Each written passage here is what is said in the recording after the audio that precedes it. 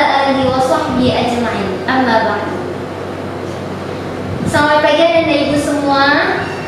Apa kabar pada pagi hari ini? Mudah-mudahan Anda Ibu dalam keadaan sehat walafiat. Anda Ibu semua, seperti biasa sebelum kita memulai pelajaran kita pada pagi hari ini, marilah sama-sama kita beristighfar 3 kali. Astaghfirullahaladzim alladzi la ilaha illa huwal hayyul qayyum wa atubu ilaih. Astaghfirullahaladzim alladzi la ilaha illa huwal hayyul qayyum wa atubu ilaih. Astaghfirullahaladzim alladzi la ilaha illa huwal hayyul qayyum wa atubu ilaih. Alhamdulillah, mudah-mudahan dengan kita beristighfar maka Allah akan memudahkan kita dalam menerima pembelajaran kita pada pagi hari ini. Nah, Anda Ibu, sebelum kita memulai materi kita, mari kita membuka Al-Quran surah Al-A'raf ayat 56. Quran surah Al-A'raf ayat 50. A'udzu billahi minasy syaithanir rajim. Bismillahirrahmanirrahim. Wala tufsidu fil ardi ba'da islahiha wad'uuhu khawfan wa tama'an inna rahmatan lillahi qaribun minal muhsinin. Sallallahu alaihi. Artinya, dan janganlah kamu berbuat kerusakan di muka bumi setelah diciptakan dengan baik. Berdoalah kepadanya dengan rasa takut dan penuh harap. Sesungguhnya rahmat Allah sangatlah dekat kepada orang-orang yang berbuat kebaikan. Nah, Anda Ibu semua, secara konteks menurut ahli tafsir, ayat ini berkenaan tentang kerusakan yang terjadi di muka bumi. Kerusakan yang terjadi di muka bumi ini pernah terjadi pada zaman Fir'aun. Saat itu Fir'aun dan kaumnya melakukan kerusakan berbagai bentuk, ya. Kerusakan diantaranya yang terjadi dalam bentuk jasmani maupun rohani. Juga melakukan kerusakan dalam bidang penghidupan, seperti dalam bidang pertanian, perikanan, dan lain sebagainya. Allah telah menciptakan bumi ini dengan sesempurna mungkin. Oleh sebab itu, kita diminta oleh Allah, dituntut oleh Allah untuk menjaga bumi ini dengan sebaik-baiknya. Nah, Anda Ibu, apa hubungan ayat tersebut dengan tujuan pembelajaran kita pada hari ini? Hari ini, Anda diharapkan dapat mengidentifikasikan sikap yang sesuai dengan nilai-nilai yang terkandung dalam Pancasila. Yang kedua, melalui pengamatan denah, siswa diharapkan mampu menjelaskan jenis-jenis denah dengan benar. Yang ketiga, melalui pengamatan gambar peta, siswa dapat menjelaskan kenampakan-kenampakan alam yang ada di Indonesia. Nah, Anda Ibu semua, Pancasila adalah dasar negara Indonesia. Pancasila mengandung nilai-nilai yaitu ketuhanan, kemanusiaan, persatuan, kerakyatan, dan keadilan. Nah, nilai yang terkandung pada Pancasila tertanam pada kelima sila yang ada pada Pancasila. Ya, seperti kita ketahui, Pancasila ada 5. Nah, yang pertama adalah nilai ketuhanan. Sila yang pertama adalah ketuhanan yang Maha Esa. Nah, Anda Ibu, nilai ketuhanan yang ada pada sila yang pertama, contohnya yaitu beriman kepada Allah. Seperti apa beriman kepada Allah? Seperti yang kita lakukan sehari-hari, yaitu beribadah, sholat, puasa,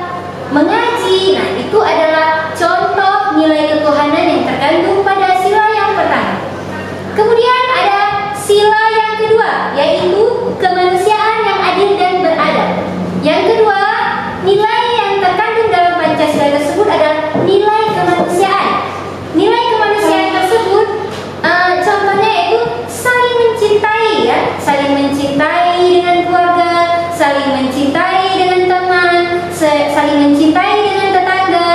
Nah, kemudian yang kedua contohnya melaksanakan kegiatan-kegiatan kemanusiaan seperti yang terjadi beberapa waktu lalu, ya, hanya Aceh yang menerima negara lain ya masuk ke sini dengan bantuan Aceh, jadi Rohingya. Nah, negara Rohingya yang terdampar di perairan Aceh diterima dengan lapang dada oleh warga Aceh. Nah, itu adalah contoh dari nilai kemanusiaan.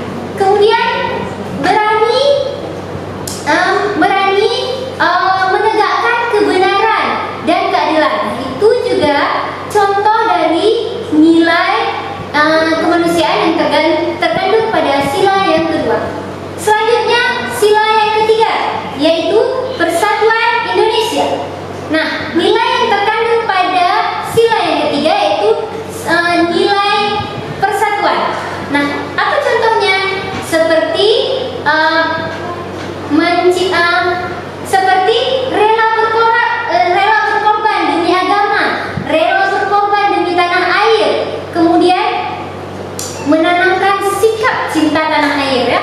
Allah memerintahkan kepada kita untuk supaya kita rela berkorban dengan negara kita secara luas. Nah, kalau secara sempit kita rela berkorban dengan sesama kita, dengan adik-adik kita, dengan guru kita. Nah, ada rasa rela berkorban itu, ya. Nah, yang kemudian yang keempat yaitu kerakyatan yang dipimpin oleh hikmat, kebijaksanaan dalam permusyawaratan perwakilan. Nah, pada sila keempat ini Ananda pasti mengetahui apa nilai yang terkandung pada sila keempat ini, yaitu nilai kerakyatan, ya, nilai kerakyatan. Nah, pada sila keempat ini sering kita lakukan yaitu dengan ketika kita memilih ketua kelas. Kalau dari secara luas dari lingkungan rumah misalkan, contohnya memilih Pak Geci, ya, memilih kepala desa kalau di Indonesia, ya. Kalau khususnya di Aceh tadi memilih kepala desa yang disebut Pak Geci atau lorong RT RW. Nah, itu termasuk pada contoh dari sila yang keempat, ya, yaitu mengandung nilai kerakyatan.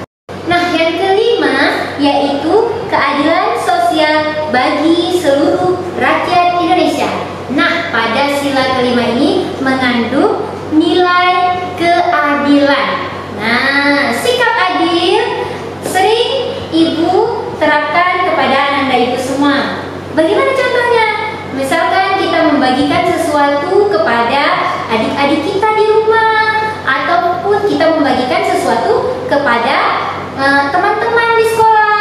Nah, itu contoh dari keadilan. Nah, sikap adil itu bukan hanya dengan orang-orang terdekat, namun juga dengan orang-orang yang ada di lingkungan kita dimanapun kita berada. Nah, Ananda Ibu, dari kelima sila tersebut yang kita telah bahas, semua tidak jauh dengan kegiatan kita sehari-hari, bukan?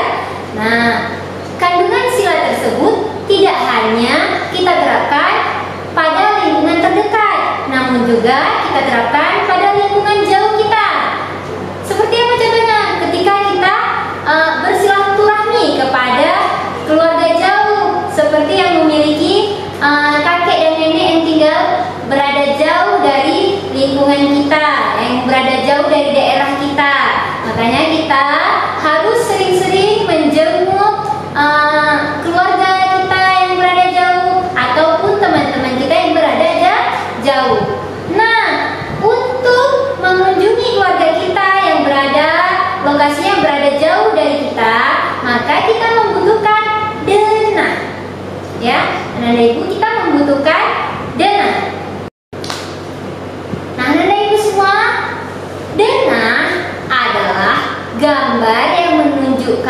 lokasi atau letak suatu tempat. Denah terbagi dua. Yang pertama, denah letak bangunan. Yang kedua, denah ruangan. Contoh denah letak bangunan adalah denah lingkungan kantor, denah sekolah, denah lokasi pesta misalkan. Nah, Ibu sudah memiliki contoh denah letak bangunan. Ya, sering kita jumpai pada sebuah pesta pernikahan. Jadi akan kita temukan denah lokasi pesta. Yang kedua, denah ruangan.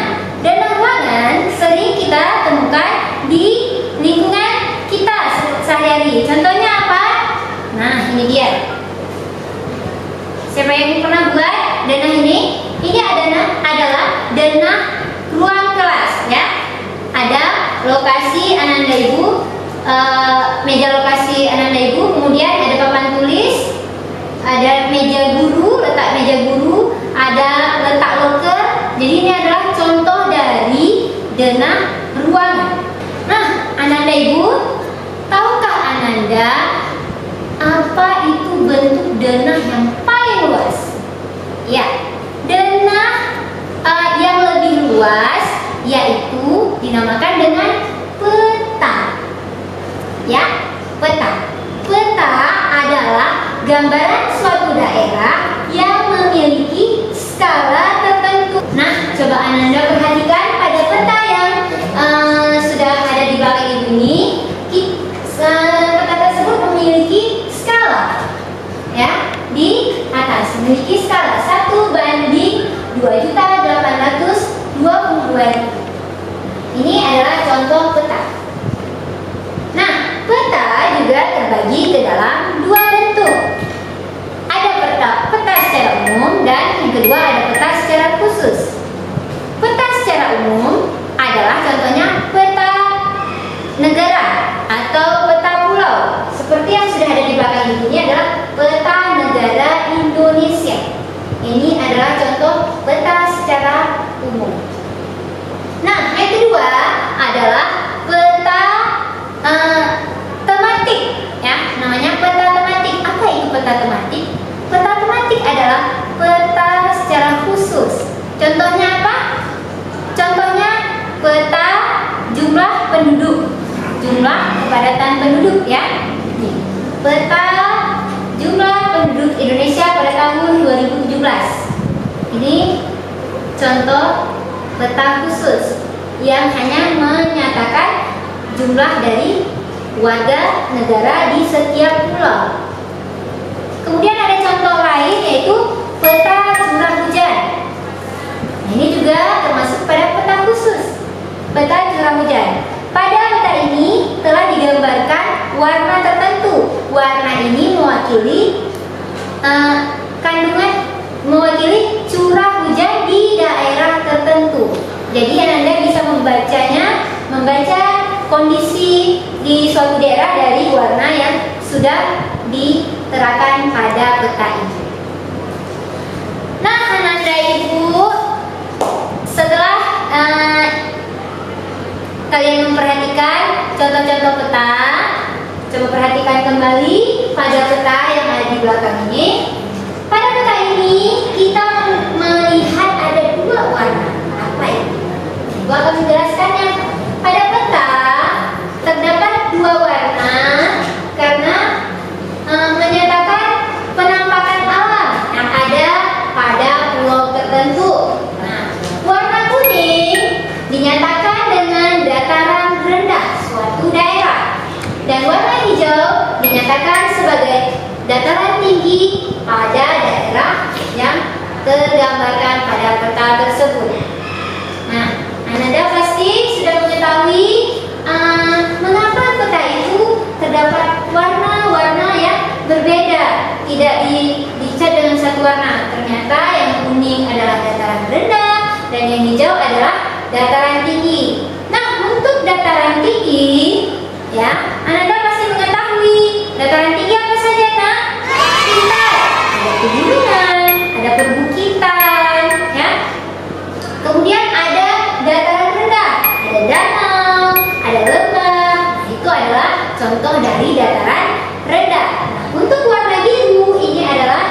daerah laut ya, warna biru daerah yang perairan. Nah, itu dia Ananda tentang peta. Oke Ananda, itulah materi yang telah kita pelajari pada hari ini. Ibu telah menyiapkan tugas Ananda Soli dan Soliha, yaitu Ibu meminta kepada Ananda untuk membuat denah lingkungan rumah Ananda. Bisa digambarkan, contohnya seperti ini. Ya, ini contoh denah lokasi. Jadi Ananda buat lokasi lingkungan Ananda sendiri ya. Tempat tinggal Ananda, buat lokasinya. Nah, setelah Ananda buat lokasinya, kemudian Ananda fotokan. Oke, Ananda. Nah, Ananda, setelah kita mempelajari materi kita hari ini, tentunya ada manfaatnya untuk Ananda di rumah. Dan